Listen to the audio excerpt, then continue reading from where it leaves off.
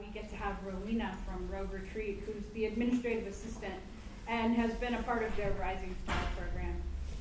She's preparing to transition out of Rogue Retreat's housing program because she's going to move out on her own, which is amazing. Mm-hmm. And she's an active volunteer and mentor in the recovery community, and she's been clean and sober for nearly 5 years.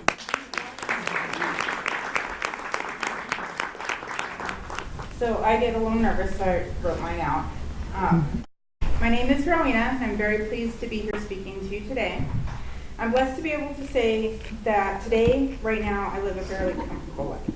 I have a safe and comfortable apartment that I live in with my 2 girls, and I'm very active in the daily lives of my 2 boys who live with their father. I have a wonderful job that I absolutely love, and I regularly attend church where I participate as an active member. I not only volunteer with them, but with several other charitable and ministry-based organizations as well. But my life is very different just 5 years ago. I experienced some traumatic experiences that were very painful and detrimental as a child and as a young woman, things that adversely affected my ability to trust and develop healthy relationships with others. As time went on, my pain turned into rage, and with that came a deep bitterness that settled within me, causing me to start down a path of self-destruction that eventually culminated in a drug addiction and being in and out of jail quite frequently.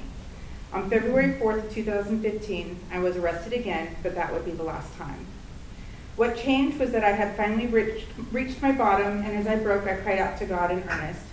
Yes, my recovery starts with God, and while He did several things for me, the one that I'm going to talk to you about today is how He brought alongside me people who were ready, willing, and able to help. When I left jail, I went to the work center, and there, when I was unable to find work because I didn't have any ID, I was made to leave with absolutely nothing after just a month's time. I then went to the Women's Gospel Mission. There I received a safe place to stay. I was fed and housed and surrounded by nurturing women who were sincerely interested in my recovery. They directed me to the clothing closet ran by the Men's Mission, where I was able to get shoes and clothes at absolutely no charge to myself. I stayed there about 6 months in a new beginners program. During that time, they not only encouraged me to start getting my name on several housing lists, they had also taken me to the Project Community Connect that happens yearly at the Medford Armory.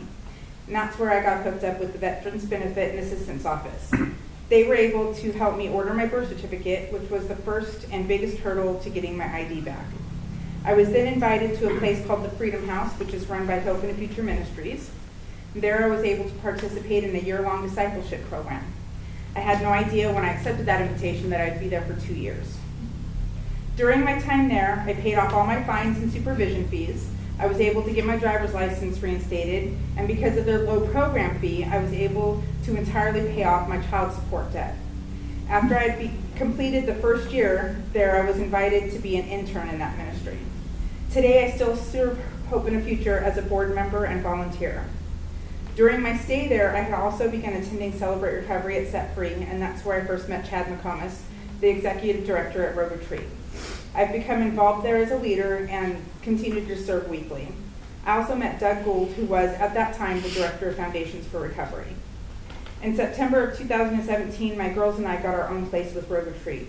And in March of 2018, I successfully completed the training at FFR to become a peer support specialist. And I'm currently certified as that with the state of Oregon.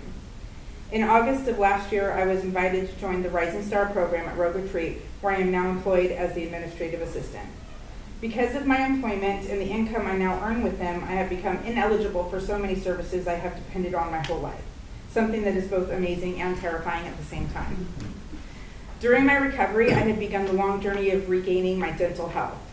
I had thankfully accomplished all that I could with my Oregon health plan just before I no longer qualified for it. I always knew that the crown and partial I required was a cost that would come out of my own pocket, but what I hadn't realized was how much that cost was going to increase simply because I was no longer covered. It had taken me by surprise, and I had thought that it was something I was simply going to have to go without.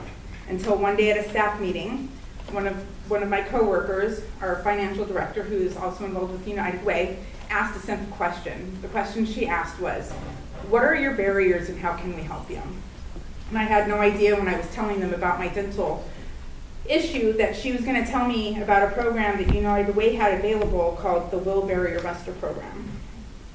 I was able to be referred by my case manager to apply for financial assistance in completing the last 2 steps in my dental plan. I was approved for that assistance and actually just completed that process last Friday, September 27th, when I received my brand new partial. I don't have words to adequately describe the gratitude I have for this. That's what I try to do now, to give back what I've been so freely given. United Way has supported and given to so many of the organizations and agencies who have supported and given to me, so now I also give monthly to United Way, knowing that they are good stewards in this community. I am filled with a tremendous sense of gratitude, knowing that by doing this, I am able to do my own small part to help the next person like me. Thank you.